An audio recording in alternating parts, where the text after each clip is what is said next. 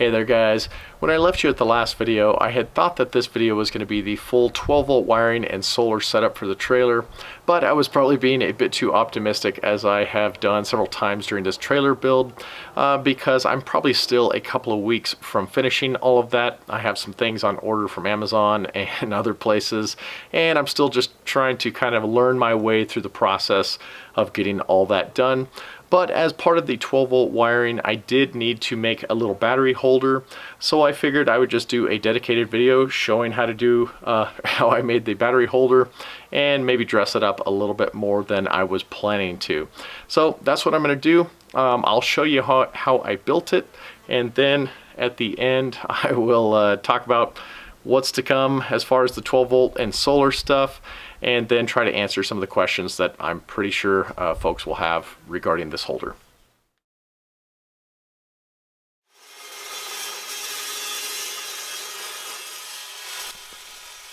Okay, so I gotta admit that pretty much all of these metalworking videos end up looking the same in the beginning.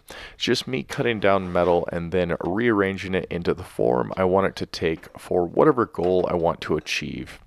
For this project specifically, I wanted to achieve two goals. Number one, I wanted something to be able to secure the battery during travel, and number two, I wanted to be able to secure the battery from any sticky fingers that might want to take it on their own travels.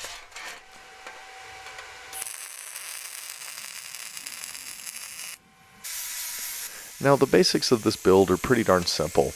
I've just created a tray for the battery to be able to sit in, and now I'm adding some tabs to the sides of that tray so that it can be secured down to the inside of the battery box, where ironically the battery will end up sitting. And right here I'm working on what will eventually be the top strap that will hold the battery down.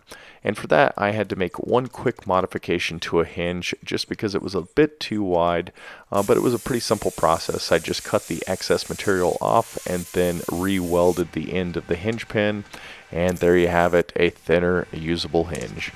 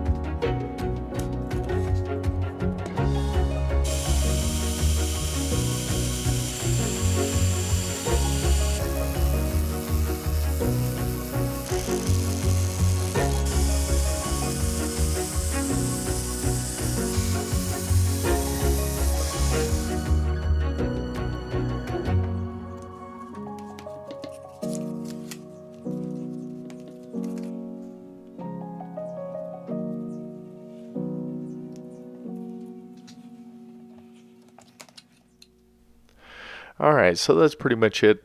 Hopefully everything made sense regarding the additional piece of steel I added to the top being for additional protection from someone trying to use an angle grinder to cut through the hinge or the top strap. And I also did want to point out that this middle tab that I added later on that will prevent somebody from simply unbolting this as long as the battery is locked in place.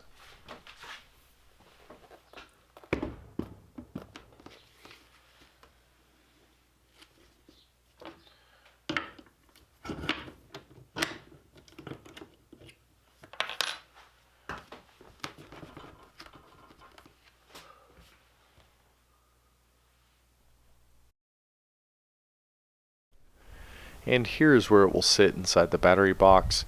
You can see I'm using some rubber gaskets to prevent the steel of the battery holder from contacting the aluminum of the battery box.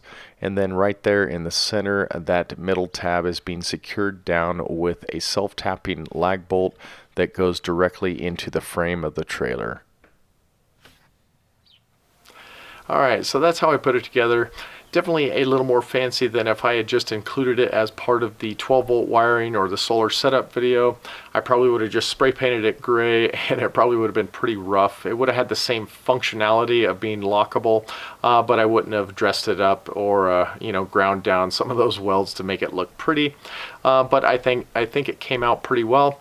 So anyway, now I'll talk about some of the questions I think you guys will have regarding the holder or the locking mechanism, and why I put the effort into doing it, maybe a little bit about the battery, and then my plans for the 12-volt and solar setup, which I'm thinking now I'll probably end up just breaking it up into 2 separate videos, just to make it more digestible. Alright, now for the first question, why put in so much effort in making this holder and making it lockable? Well, number one, you have to have something to be able to secure the battery, so I had to make some sort of holder that could secure it to the trailer so it's not bumping around. And then number two, if you have been following this project and have seen the last few videos where I have addressed my security concerns regarding the trailer getting stolen, well, I started thinking about the battery, and I started thinking that, well, there's only a select number of criminals who have access to a truck or a vehicle that can tow a trailer and have the balls to steal something that big. But pretty much anybody, any criminal is able to steal a battery, especially a lithium battery like this. Specifically probably those Prius owners. I'm sure they're trying to get their hands on these. Just kidding. Don't mean to offend any Prius owners, but it's basically, this is something that could be stolen by anyone. So I figured it was worth the effort to make it lockable. And additionally, this battery has been the single largest thing that I've purchased for the trailer so far, and I just wanted to secure it the best I could.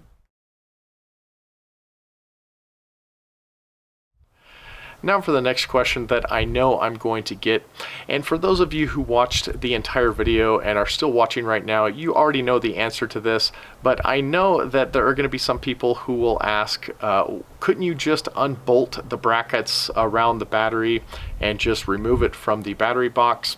Well, sure you could, but if you watch the whole video, you will have seen I probably added a 5 or 10 second clip of the little bolt that goes down into the metal tubing as part of the trailer frame. I used 2 self-tapping bolts. I actually showed just one in the video, but I ended up adding a second one. So you could unbolt all of the outside carriage bolts that I added that hold it down and keep it sturdy, but you would still have to remove the battery to get that undone, or somehow go between the frame and the battery box and somehow cut those.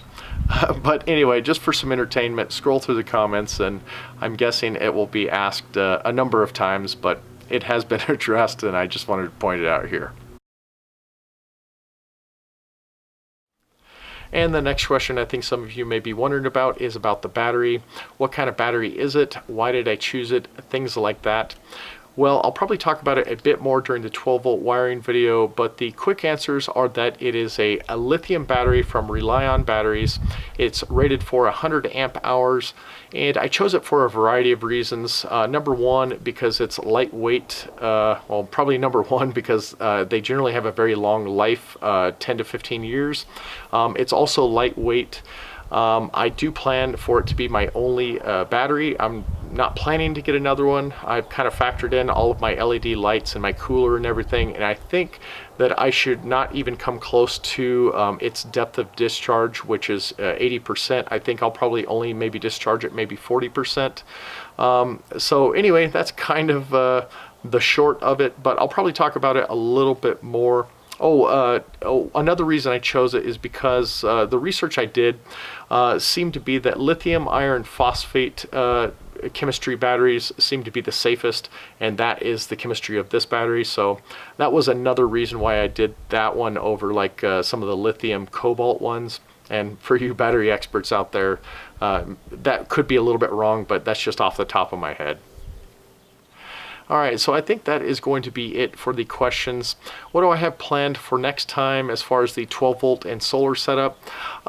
Contrary to what I said in the last video about having a 12-volt and solar wiring video all in one, I think I'm just going to be a little more realistic, and the next video in this trailer series will be the 12-volt wiring. And then after that, I will do kind of dedicated solar video. And then after that, I'll take it camping, and you will definitely see some footage on that. So anyways, I appreciate you guys watching and bearing with my talkative demeanor regarding some of these things. And give it a thumbs up if you like it. Check me out on Instagram, and I will see you next time.